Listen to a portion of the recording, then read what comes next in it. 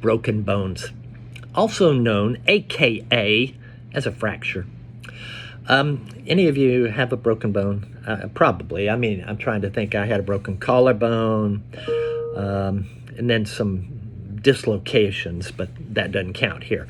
So, so maybe if you've had a broken bone, you might know some of this, but maybe not.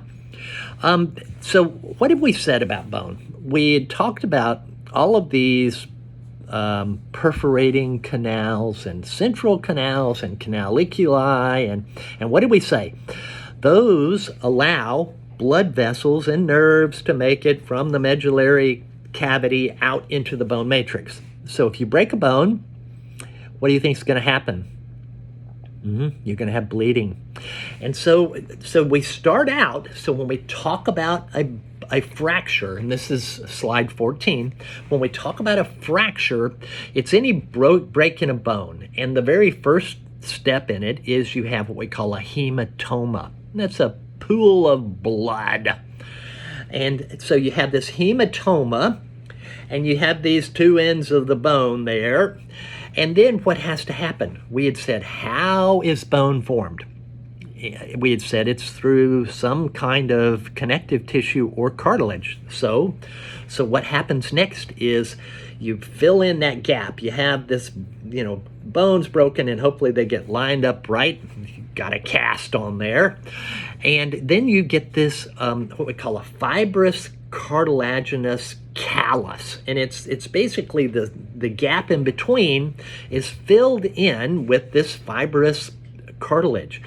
And then we had talked about different kinds of bone tissue, the bone matrix, and we had said we have your spongy bone and your compact bone. Well, it ends up that fibrous connective tissue, that fibrous cartilaginous callus, it gets converted first into spongy bone and then into compact bone. And so if we're thinking of something like a large bone that has a medullary cavity, there's one more step, because you've got, instead of having the medullary cavity, you've just got this filled in, and it doesn't have the cavity. So you have to remodel to make the medullary cavity. So the steps are hematoma, fibrous cartilage callus, spongy bone, compact bone, remodeling.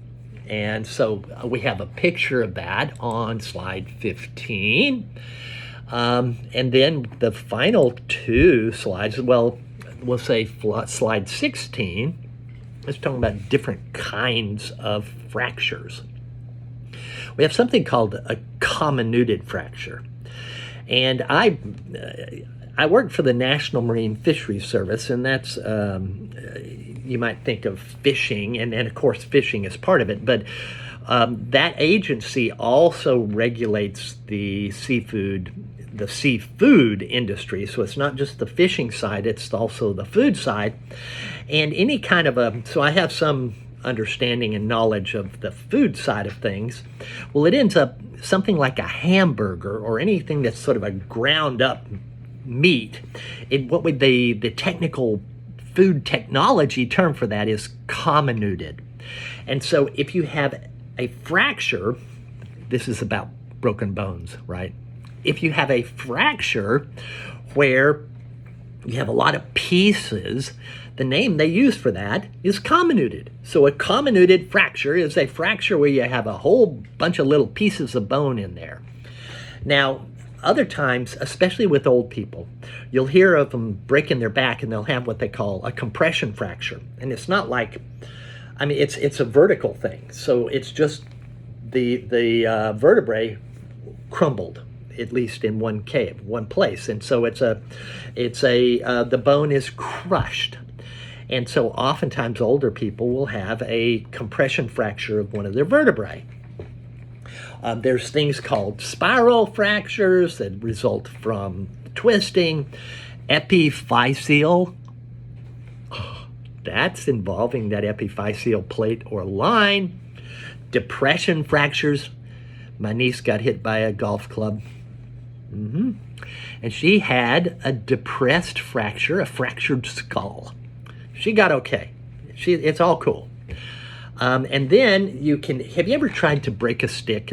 You go out in the woods and you try to break a branch off, and the darn thing, it just kind of like breaks into little splintery pieces instead of being able to break it off.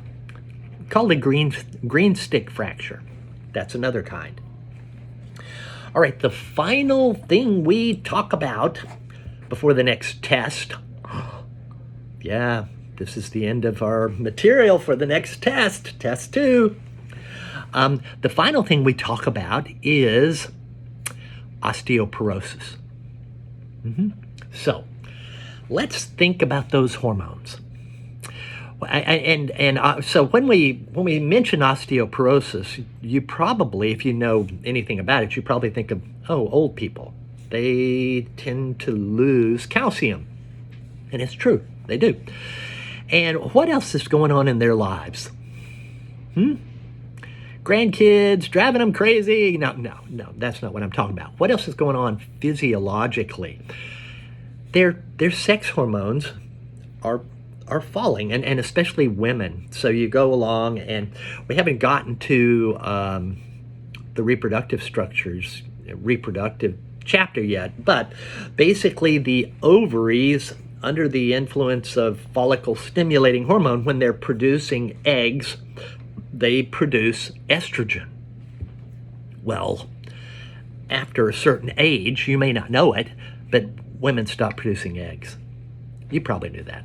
But their hormone levels fall. And what did we say? We had said that, what promotes bone formation is the sex hormones. So women have a very precipitous drop in sex hormones during menopause. Men, it's a more gradual reduction, but it occurs also in men.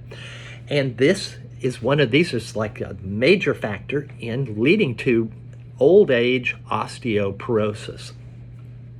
I used to be 6'3". I'm 6'1" now. And so as you get older, and I'm older than you guys. So as we get older, we get shorter. It truly does happen. My grandmother started out life when I was a little tiny kid. She was 5 feet tall. She lived to be 95. Wow, she had really shrunk. She was 4 foot something by the time she'd passed away.